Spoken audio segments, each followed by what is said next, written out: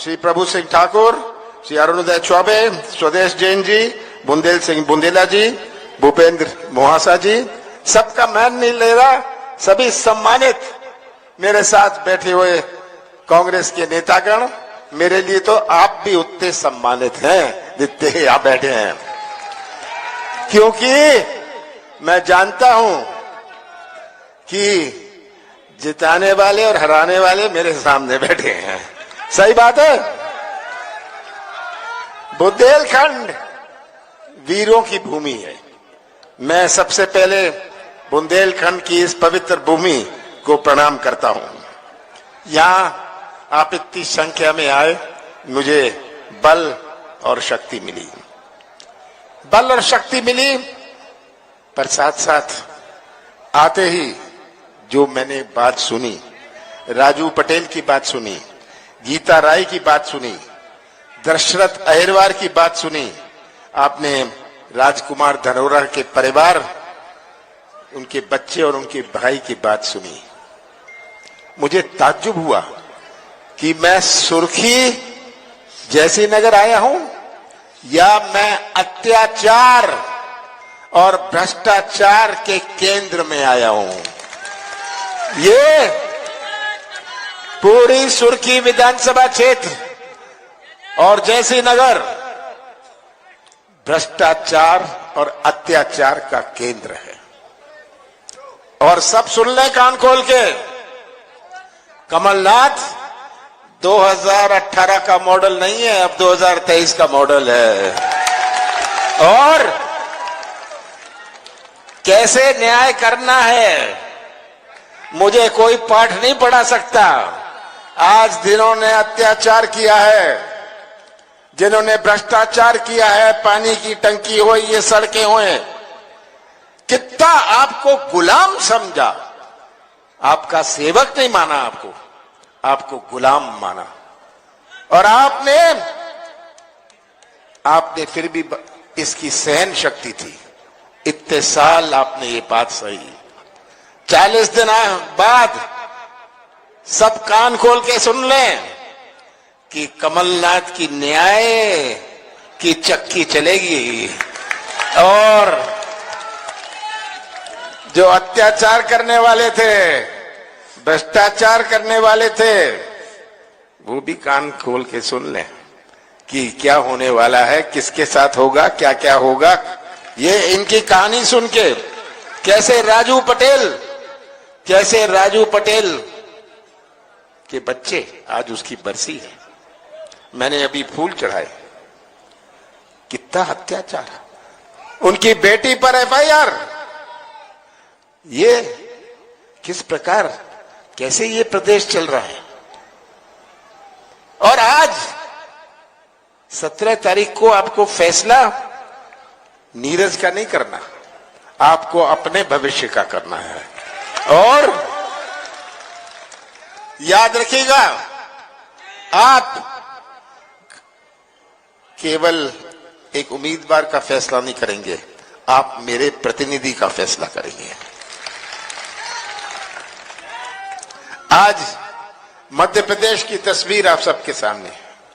ये किस प्रकार से भ्रष्टाचार प्रदेश और घोटाला प्रदेश बन चुका है। जगह जगह मैं जाता हूं, अभी मैं आ रहा हूं नरसिंहपुर से, सुनता हूं भ्रष्टाचार की कहानियां, पैसे दो काम लो। आज मध्य प्रदेश का हर व्यक्ति या तो भ्रष्टाचार का शिकार है या भ्रष्टाचार का गवाह है। ये आज भ्रष्टाचार का हाल है। सही बात बोल रहा हूं मैं।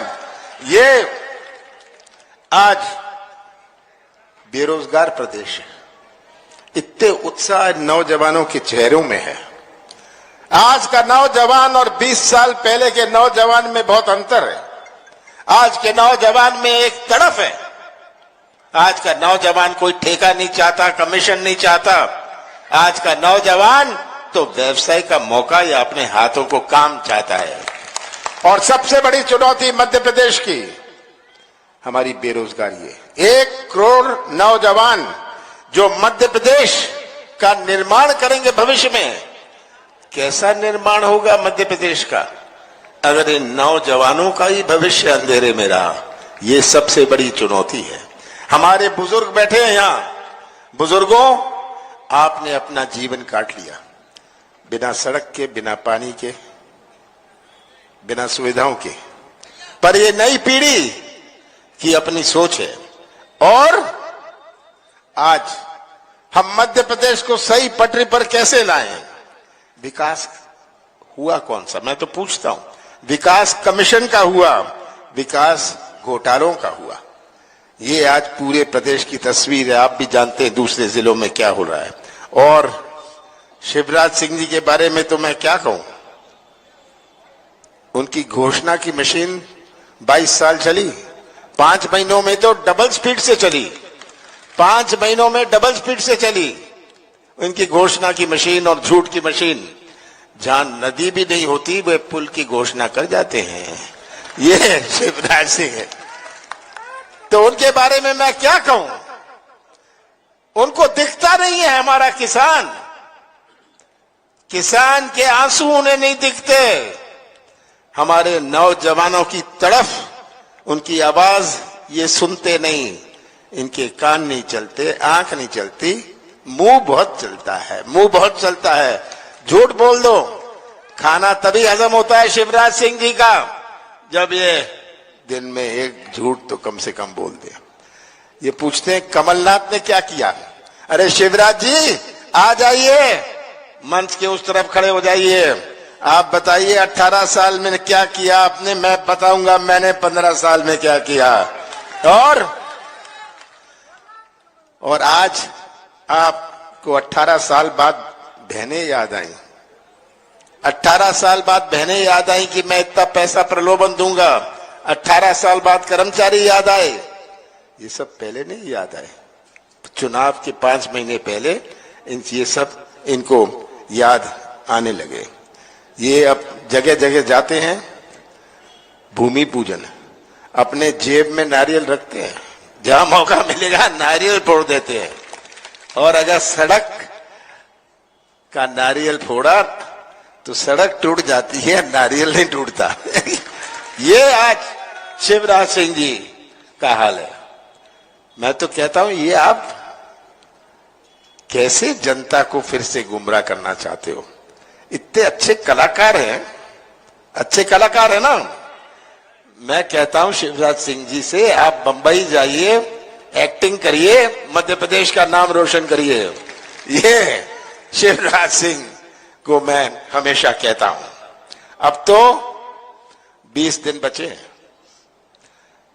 20 या उससे थोड़े ज्यादा। 3 दिसंबर को गिनती है। मध्य प्रदेश की जनता ने कल तय कर लिया है कि उनको विदा करेंगे, और तय कर लिया है कि सुर्खी में भी एक नया इतिहास बनेगा। ये हर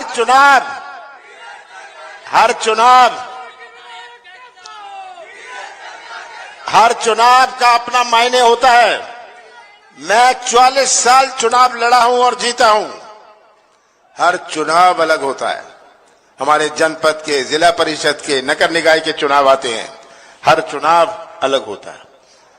पर जो 17 तारीख को चुनाव है, ये चुनाव किसी उम्मीदवार का नहीं है, ये चुनाव किसी पार्टी का नहीं है, ये चुनाव हमारे सुर्खी क्षेत्र और मध्य प्रदेश के भविष्य का है। और बीजेपी का पूरा प्रयास रहेगा कैसे समाज को बांटो, कैसे समाज को बांटो। भाई अपना देश आप समझिए, आप सबको अपना देश समझना है। कोई ऐसा देश विश्व में नहीं है जहां इतने धर्म हों, कोई ऐसा देश विश्व में नहीं है जहां इतनी जातियां हों, कोई ऐसा देश अपने विश्व में नहीं है जहां इतनी भाषाएं हों। कोई ऐसा देश है? कोई ऐसा देश, कोई ऐसा देश विश्व में नहीं है जहां इतनी देवी देवताएं हों, कोई ऐसा देश विश्व में नहीं है जहां इतने त्योहार हों। ये अपना भारत है। और आज भारत एक झंडे के नीचे खड़ा है क्योंकि भारत की संस्कृति जोड़ने की संस्कृति है। हम दिल जोड़ते हैं, संबंध जोड़ते हैं। आपके गांव में कितनी जातियों के लोग रहते हैं, अन्य धर्म के लोग रहते हैं, पर भाईचारा है। आज इस संस्कृति पर हमला हो रहा है और आप इस संस्कृति के रक्षक हैं।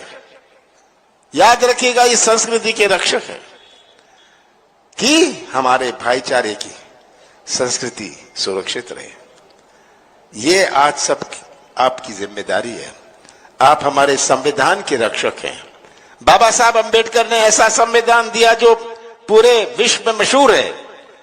ऐसे देश को जहां इतनी अनेकता है अपने देश में, इतनी विभिन्नता है। बाबा साहब के पास के सामने कितनी बड़ी चुनौती थी कि ऐसे देश का संविधान बनाए, और उन्होंने अपने देश का संविधान बनाया। पर अच्छा संविधान अगर गलत हाथों में चला जाए तब क्या होगा? तो आप संविधान के भी रक्षक हैं, याद रखिएगा। ये आज आपके सामने तस्वीर है। आज हमारे कृषि क्षेत्र, कांग्रेस का कार्यकाल था, कांग्रेस का कार्यकाल था 15 महीनों के। आपने चुना कांग्रेस को, पिछले चुनाव में आपने कांग्रेस को जिताया था ना 5 साल पहले। सही बात है, 5 साल पहले आपने कांग्रेस को जिताया था, कांग्रेस की सरकार बनी।